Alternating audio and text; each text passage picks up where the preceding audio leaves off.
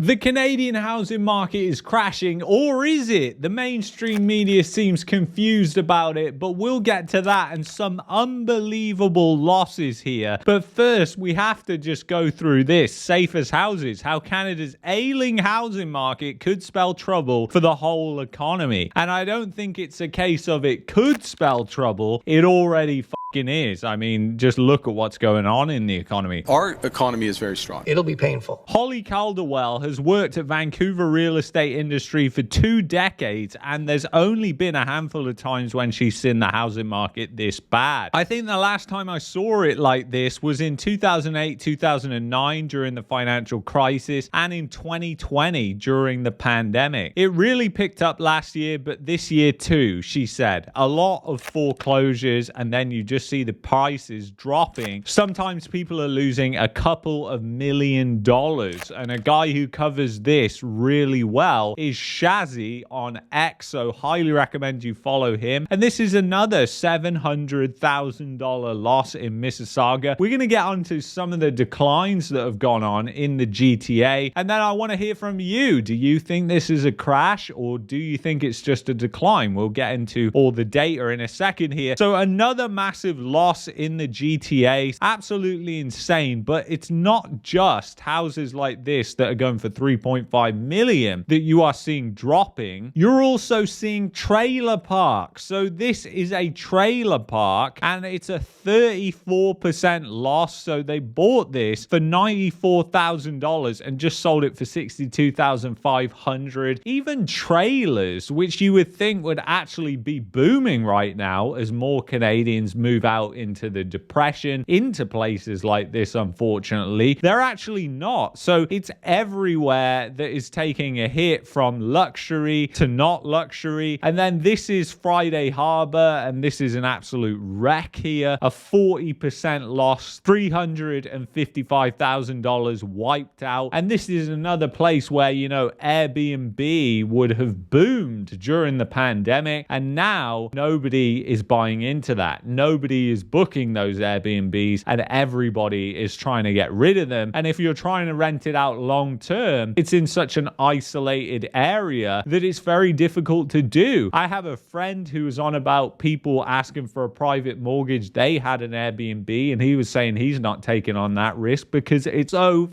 bad right now. The Airbnb was in the middle of nowhere, and it's just like, who the hell is actually going to rent that, especially during the winter? And then this is just, again, like a pair of houses which have gone for a $600,000 loss. So when you're talking about they sold for $4 million in the case of this one, and then they sold for $2.5 million in the case of this one, you're talking about huge numbers here for these houses, which look like they should be selling for like $500,000-$600,000. They look like really old buildings, which probably have a hell of a lot of maintenance, but obviously they've been remodeled into luxury homes, and guess what? Now they're selling at huge losses. But is it really a housing market crash? Well, that's what they're debating over at the Toronto Star. So is Toronto's real estate market crashing? Home prices will keep dropping, experts say, but it won't feel like any crash we've had before. I mean, it seems like pretty much every other crash around the world in real estate, and every other crash that has happened in Canada, it's playing out that exact way. So I find that absolutely hilarious. But let's get into this because they show some of the stats for the GTA as well. For the first time in more than 30 years, Canadians are facing a shocking truth. Home prices don't go up forever. Toronto's real estate market is facing its sharpest decline since the 1990s, something the boomer generation might remember well, but subsequent generations not so much. So once again, that referral back to the 1990s, obviously the 1990s was a crash, but then I want to show you some of these declines. So you can see you've got the percent change from 2019 to 2025, and then 2022 peak to 2025. So you can see where prices are right now. And then you've got Toronto up 32.3%, and you've also got it down nominal from the peak, 17.45%. I mean, the one thing we need to remember with all these declines that we're going to go through from peak is that they're not adjusted for inflation. inflation, and this has been a time of high inflation. So that statistic is vitally important, and nearly every mainstream economist seems to miss it. And yes, the CP lie is complete bullshit. Did you really think that inflation peaked out in 2022 at 8.1%? I think not. I think, in fact, if you went over to any senior economist's house for dinner and asked them, do you think inflation peaked at 8.1%? They would say, fuck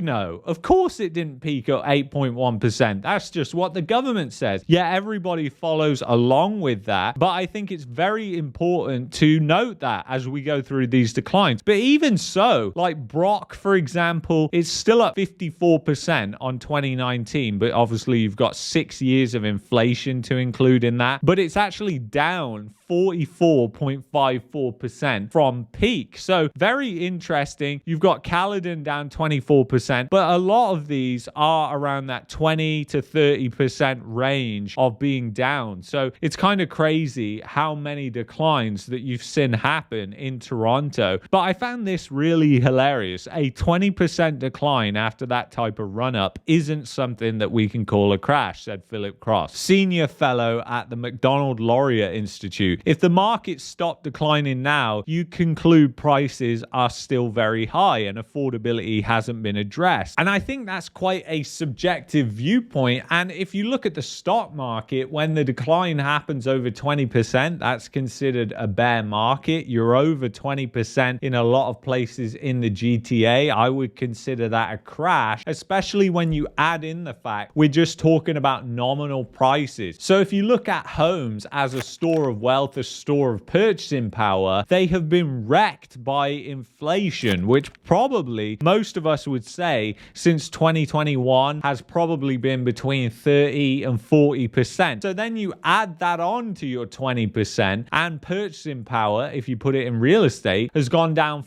50%. And you know, Fred has a great index chart for this, which kind of shows where you're at, which kind of shows that you're down at these 2018, 2017 levels when you're talking about inflation adjusted prices here. But what you've got to bear in mind is obviously this index here is actually adjusting for the CP lie. As we talked about here, there has been a lot more declines than the CP lie. And what I'm going to try and do is work with the shadow stats data, which shows a more accurate number on inflation, and that chart in order to get something that's more realistic, so it can really show the crash that is happening in the shadows that people don't realize. Because yes, when you think about homeowners and selling and buying, it's extremely emotional. And I remember vividly, I knew somebody in Calgary that bought a house back in the boom in 2008 and then went ahead and sold it for the same price in 2022. And when you think about that, there has been so much purchasing power decline over that period of time, yet that person actually thought that they were making out okay. They actually thought that they had broke even. And that just goes to show how these emotional people operating in the housing market just do not think clearly. But it even extends to senior economists and people educating economists as well, who seem to not have a clue what is going on or just don't want to say things how it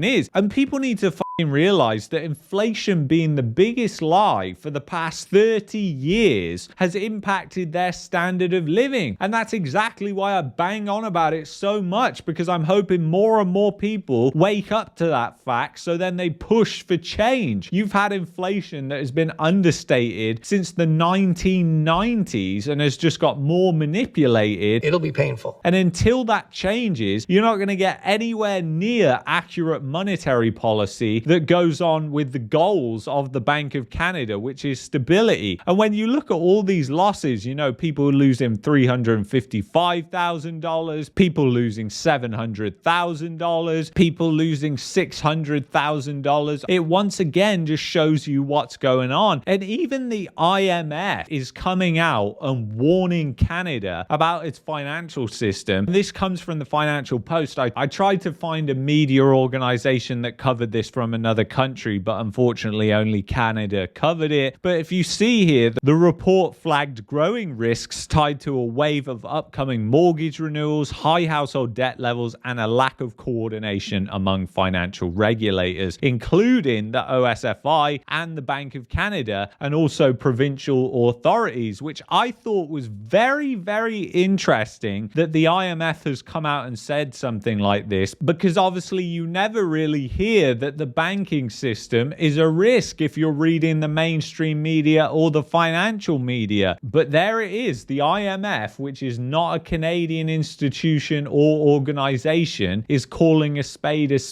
and flagging a lot of these risks. And yes, it says the banks are well capitalized, but that capital can quickly vanish when you have massive losses occurring because of massive risk that you took on board. And that's really what they flag inside of this report. So it's very interesting. And you guys have got to let me know in the comments below. Do you think this is a crash or do you not think it's a crash? We're constantly hearing that it's as bad as the 1990s and it's as bad as 2008. But were either of those a crash? When you think about real estate historically in Canada, I think this is definitely a crash. So anyway, if you've enjoyed this video, I would highly recommend you check out that video there. And then if you're looking for a VPN and also want to protect your privacy, then go to expressvpn.com/marketmania. That's the VPN that I used. It's an affiliate link. It also helps support the channel. Thank you so much for watching, and I will see you in the next one. Take care, guys.